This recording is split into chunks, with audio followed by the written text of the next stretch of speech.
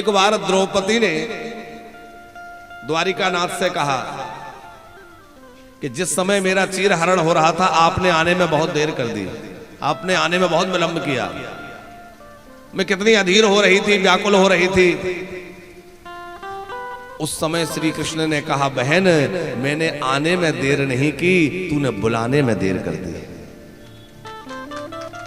जिस समय दुर्योधन कह रहा था कि हमारी ओर से पासे शकुनी मामा फेंकेंगे, उस समय भी मैं प्रतीक्षा कर रहा था कि युधिष्ठिर भैया कह दें कि हमारी ओर से पासे द्वारिकाधीश फेंकेंगे तो सारी बात ही पलट जाती। मैं तो तब भी प्रतीक्षा कर रहा था कि तुम मुझे बुलाओगे, पर नहीं याद किया। जिस समय दुशासन महलों में तुम्हें लेने के लिए गया, तब भी मैं प्रतीक्षा कर रहा था कि मेरी बहन मुझे पुकारेगी, पर तुमने नहीं पुकारा।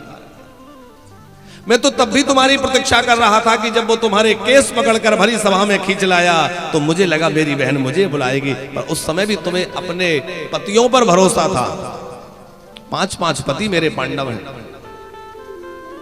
जिस समय दुशासन तुम्हारा वस्त्र पकड़ने का दुस्साहस कर रहा था, उस समय भी मुझे प्रतीक्षा थी कि मेरी बहन मुझे बुलाएगी, पर तुमने नहीं बुलाया। सबकी ओर कातर निगाहों से देखती रही कि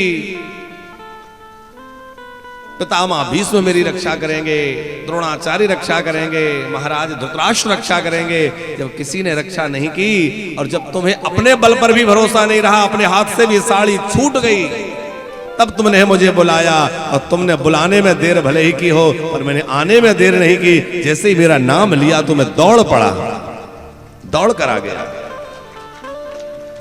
कहने का अर्थ यह है कि हमें बुलाने में देर हो सकती है, पर प्रभु को आने में देर नहीं होती। हम लोग ठाकुर जी को बुलाकर तो देखेंगे।